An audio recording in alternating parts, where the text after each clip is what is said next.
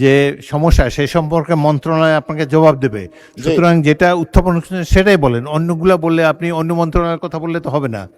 আপনি এখানে যে বিষয়টি নোটিশ দিয়েছেন সেটি পড়ে যান।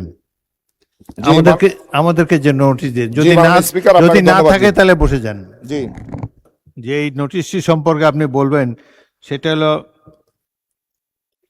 অলস বিদ্যুৎ কেন্দ্রের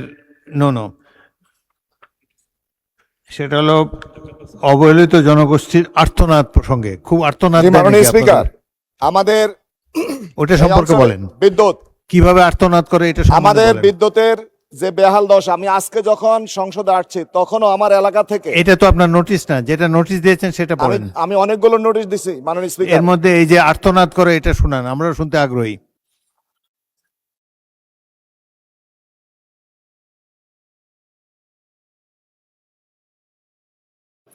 ওনাকে মাইক দেন। মাননীয় স্পিকার, আমাদের এই অঞ্চলে বিদ্যুতের যে সমস্যা, এটা বিদ্যুৎ গ্যাস একটি মারাত্মক আকার ধারণ করেছে। এক্ষেত্রে আমি পূর্ব নোটিশ দিয়েছি, কথা বলেছি, আবার আপনার মাধ্যমে মাননীয় মন্ত্রীর দৃষ্টি আকর্ষণ করছি।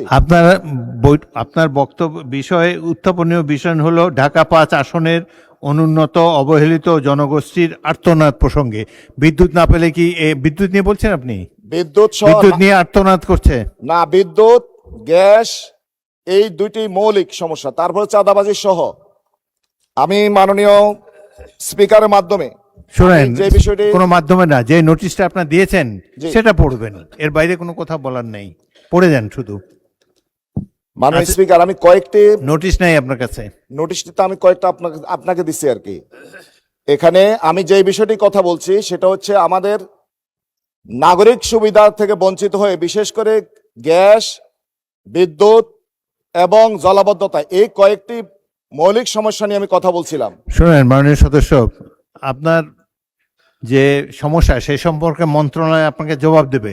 সুতরাং যেটা উত্থাপন করছেন সেটাই বলেন, অন্যগুলা বললে আপনি অন্য মন্ত্রণালয়ের কথা বললে তো হবে না। আপনি এখানে যে বিষয়টি নোটিশ দিয়েছেন সেটি পড়ে যান। আমাদেরকে যে নোটিশ দিয়ে যদি না থাকে তাহলে বসে যান। জি।